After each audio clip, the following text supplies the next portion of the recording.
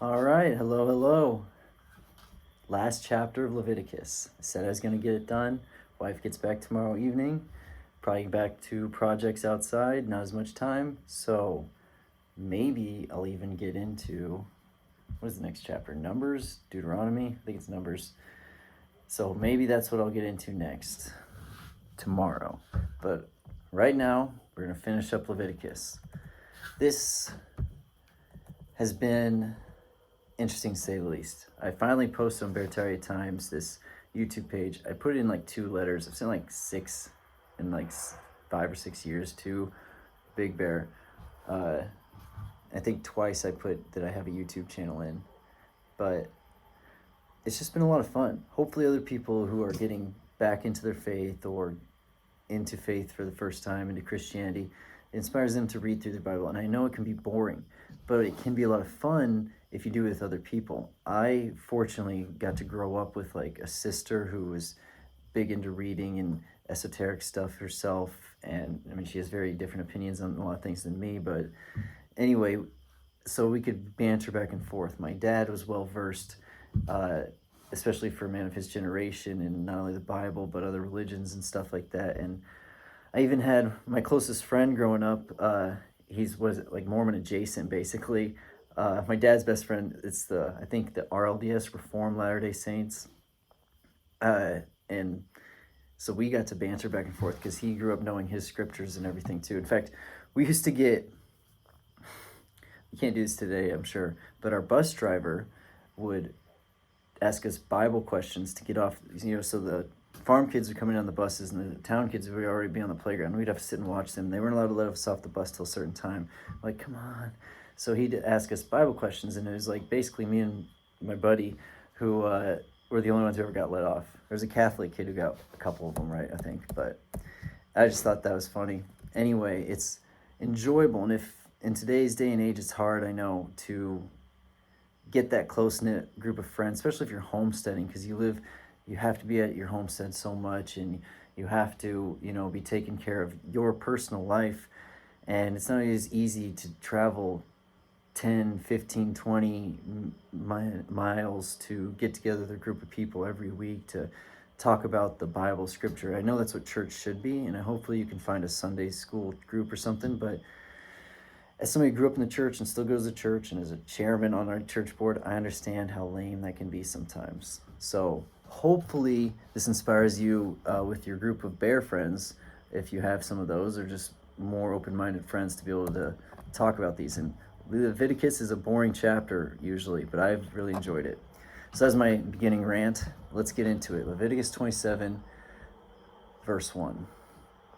The Lord said to Moses, "Speak to the Israelites and say to them, if anyone makes a special vow to dedicate a person to the Lord by giving the equivalent value, set the value of a male between the ages of 20 and 60 at 50 shekels of silver." That's a big age gap. According to the sanctuary shekel. For a female, set the value at 30 shekels, so 3/5. You're 3/5 women. For a person between the ages of 5 and 20, wow, okay, much smaller age gap. Set the value of a male at 20 shekels and a female at 10 shekels. For a person between 1 month and 5 years, set the value of a male at 5 shekels of silver and that of a female at 3 shekels of silver.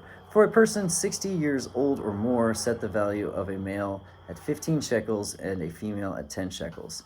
If anyone making the vow is too poor to pay the special amount, the person being dedicated is to be presented to the priest, who will set the value according to what the one making the vow can afford.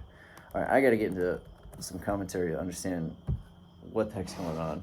I said in like the last 4 chapters, no wonder descendants of Abraham are so good at math. It's like in their religion. There's a reason why Muslims and Jews are so good at this stuff. Okay. So here we go. When a man consecrates by a vow certain persons to the Lord. It's a weird way of saying that. This chapter deals with things that are given to God by a vow. That means they were not required by a command of the law, but the vow was a freely promised and given gift to God. In this case, it deals with persons that were promised to the Lord in a vow. A vow is a promise made to God voluntarily and not in obedience to any divine requirement. For example, a man from the tribe of Judah in a time of distress, out of gratitude or out of sense of calling, might want to consecrate his son to the Lord. He could not give his son to the service of the tabernacle because he was not a priestly family. So to consecrate his son, he would follow the procedure in the following verses. Okay. So, instead of dedicating, if you want to dedicate your son or something to a service, but they can't actually do the service, it's kind of like a blank. It's kind of weird. But you just pay the amount instead. Because anything consecrated to the Lord is going to be have to do with the tribe of Levi. I mean, because they're the ones who are the priests of the Lord. So you're going to be the servant of them, or you're going to just pay this amount. And that basically means you've been consecrated to the Lord. That sounds shady. I mean, not in the sense of what God's doing here. I get what he's doing. These are his priests. They're not allowed to really make money in any other way. So this is just to help get them, he knows that money's going to be relevant in their lives. But you can just see how easily the corruption can come there. The beauty of these commands is that it gave the one making a vow of consecration something definite to do. The vow of consecration was therefore far more than mere words. It had a definite action associated with it and prevented people from making empty vows to God. Well, that makes sense. All right. So it's like put your money where your mouth is sort of thing. I get that. Don't just make this empty promise, put some skin in the game here. But it's funny because then you're literally trying to put skin in the game. I just don't understand, if you're dedicating a person, why then that person isn't just serving the Lord? Why is it money? That's what I don't understand. Like, I'm thinking of 1 Samuel. Samuel goes to serve Eli. I can't remember what tribe or everything Samuel's from. He doesn't become a priest, but he becomes a prophet. Or does he become a priest? I can't remember. We'll get to that. But it's just, I get putting money where your mouth is with a vow, but if the vow they're talking here is a vow certain persons to the Lord. So if you're vowing people to the Lord, a person to the Lord, then why isn't it that person? Just say if you're making a vow to the Lord, then pay. If what they vowed is an animal that is acceptable as an offering to the Lord, okay, but see, that's what I'm saying. So now they're saying if you vowed an animal, here we go. I get that. What I don't get is if you're vowing a person, then that person should be dedicated to the service of the Lord in some way, not just money, in my opinion. And maybe it's because you don't have the right to control that person's life. All right, I'm going to start this one. Verse 9. If what they vowed is an animal that is acceptable as an offering to the Lord, such an animal given to the Lord becomes holy. They must not exchange it or substitute a good one for a bad one or a bad one for a good one. If they should substitute one animal for another, both it and the substitute become holy. If what they vowed is a ceremonially unclean animal, one that is not acceptable as an offering to the Lord, the animal must be presented to the priest, who will judge its quality as good or bad. Whatever value the priest then sets, that is what will be. If the owner wishes to redeem the animal, a fifth must be added to its value. So again, you can see how easily it is, or why it's so important for the priests to remain honorable, why they have set even higher standards and rules set for them than the rest of the peoples, because look how easily you can become corrupt. And then we know that they do.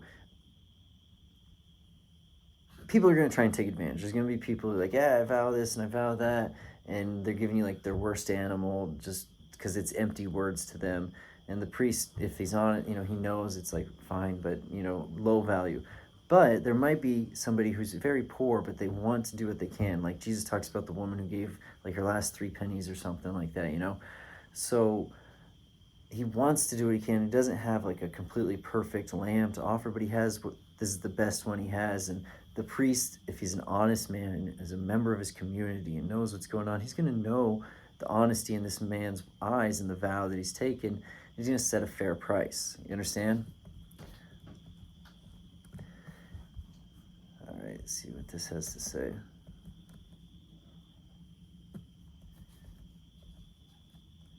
If an animal was clean, fit for sacrifice, and you want, this is the commentary, and you wanted to redeem it from the vow of consecration to the Lord, perhaps because the animal was especially useful, you could exchange it for another animal as long as that animal was also clean and equally suitable for sacrifice. If an animal was unclean, it could still be vowed to the Lord and then redeemed, but the priest would set a value on the animal, and one would add 1/5 to that value, 20%, and give the total to the tabernacle treasury.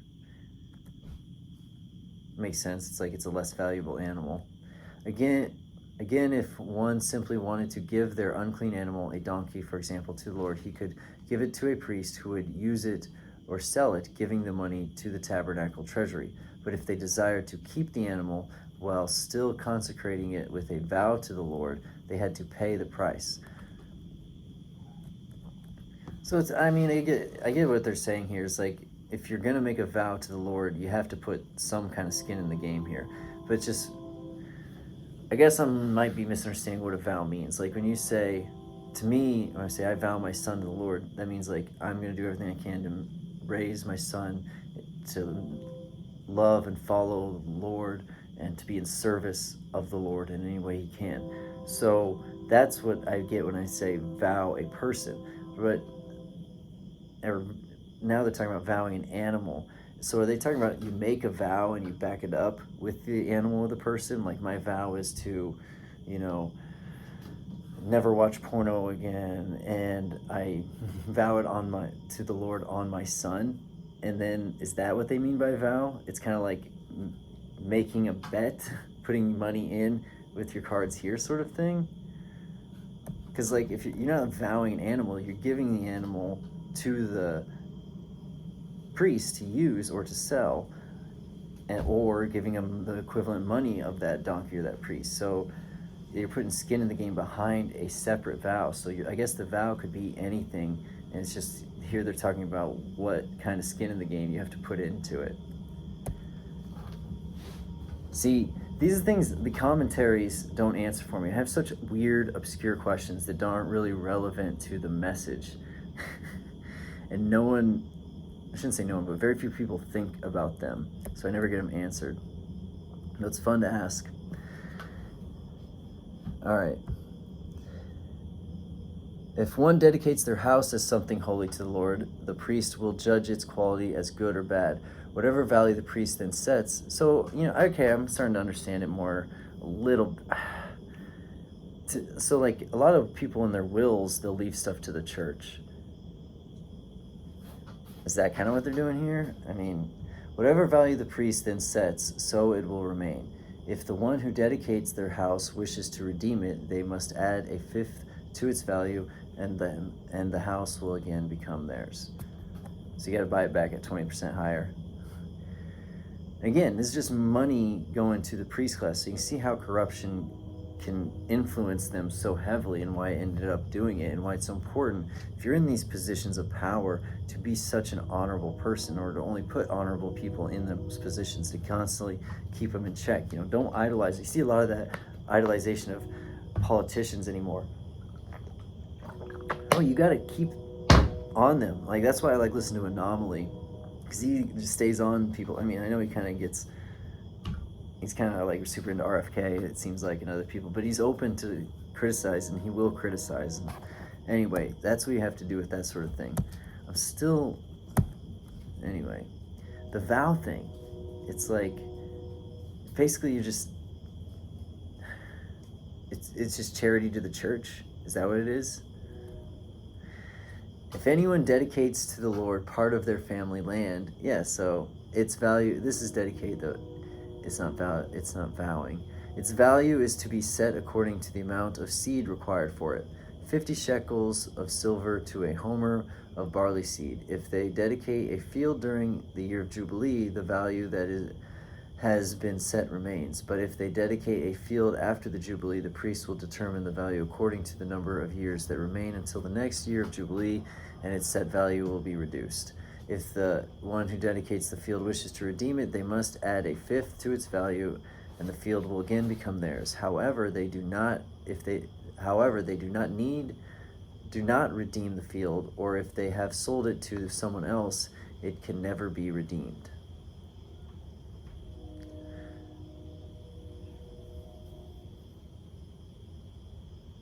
That's so weird. So basically, I guess I'm just thinking vow is different. The vow is basically just like giving something to the church. But again, I give my son to the church, here's money instead. I give my donkey to the church, and if you don't actually want to give the donkey, you give the money for the donkey. I give my house to the church. I don't actually want to give my house. Well, here's the money instead.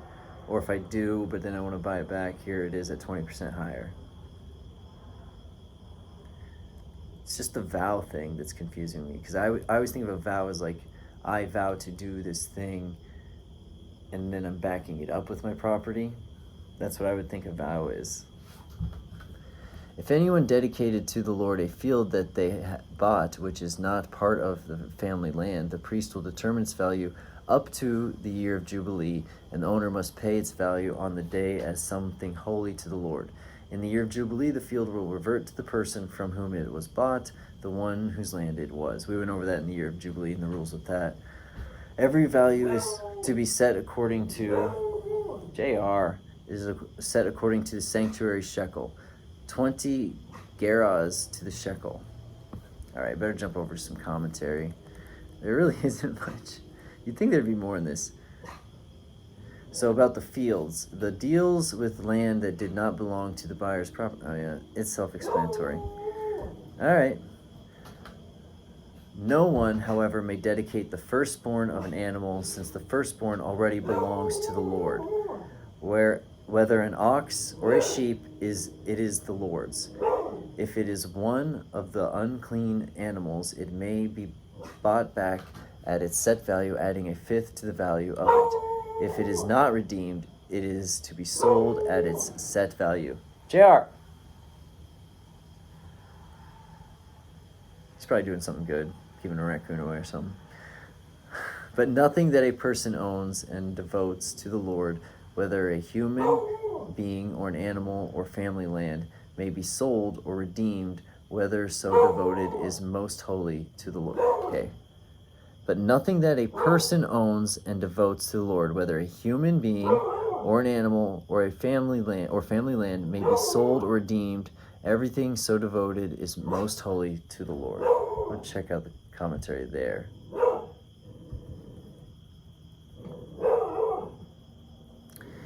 To devote something to the Lord was a further step than consecration by a vow. It often had the meaning of destroying the item or executing the person, so that it could not be used by anyone else, and all of its value was given to God.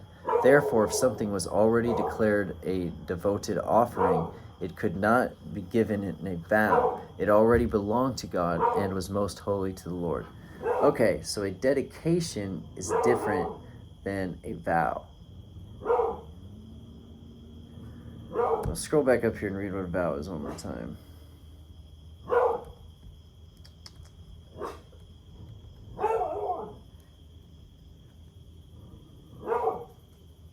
A vow is a promise made to God voluntarily and not in obedience in any divine requirement.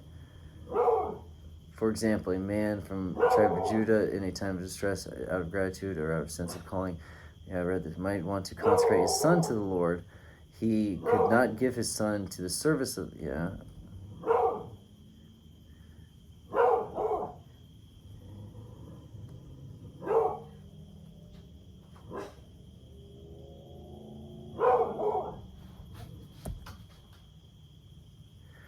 When a man consecrates the beauty...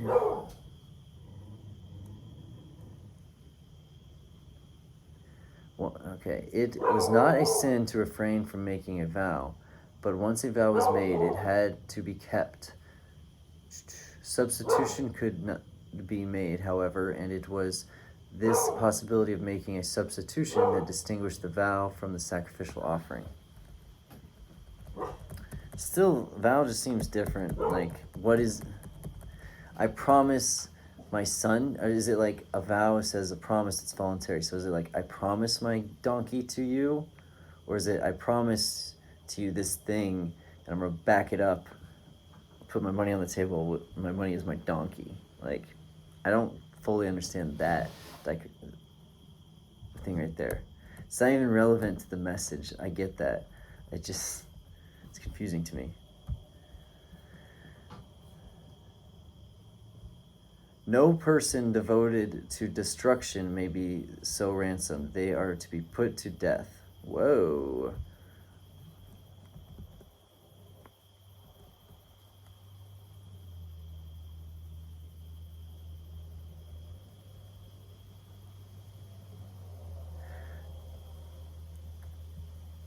What's the commentary saying here?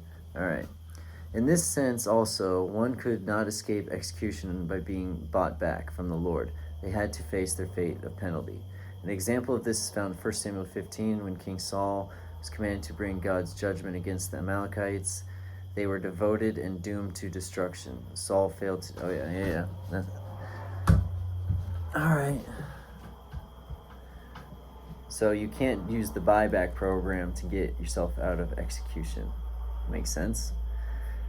A tithe of everything from the land, whether grain from the soil or fruit from the trees, belongs to the Lord.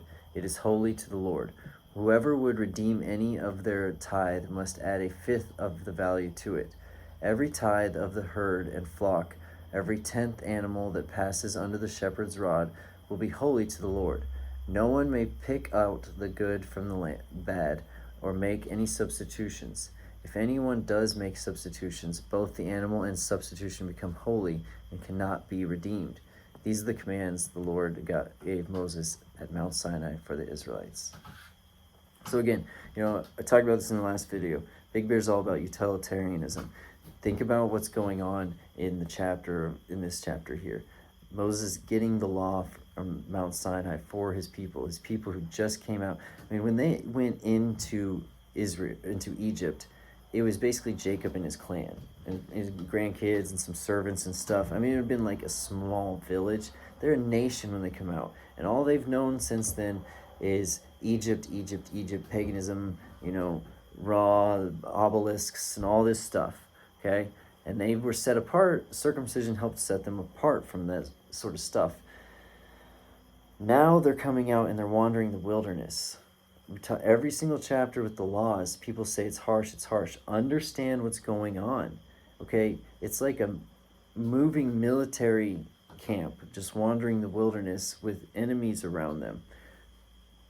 You have to have discipline. You have to have these rules, and these rules make sense.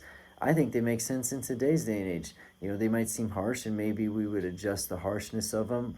I don't know. But I think they just make a lot of sense, especially for what the people are going through at this time. And it's all about being fair. I know I focused on the whole vow and everything in this one. It still just confuses me a little bit of what exactly a vow is. You make a voluntary promise to the Lord and you put skin in the game with some money on the table? Or is a vow to the Lord literally just the skin on the table? Like, I vow my donkey to the Lord. Or is it either or? But again, it's all in fairness. Like, you're even allowed to buy back land if you dedicate or you vow land to the Lord that you bought from another family. Even in the Jubilee year, the family can still buy back that land from the Levites. Again, this is why they're such good record keepers, okay? This is why so many, kings hired the Jewish people to keep their books, and then people started posing to be Jewish when they weren't actually Jewish.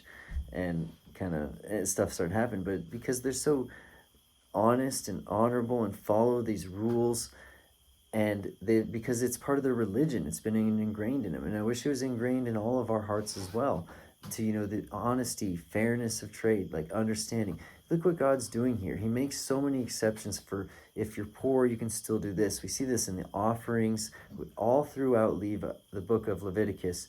What we see is a God who is trying to make it rules with as much mercy as possible. People see the harshness in it. I see the mercy in it. I guess it's because I'm a person who would try to follow the laws. I think the people who see it as harsh are the ones who wouldn't try very hard. Now, I would mess up, but that's why there's the atonement offering. That's why there's the sin offering. That's why there's all these ways for you to come back to the Lord. All of them. But the main thing that it would always gets in people's way is pride. Corruption and pride.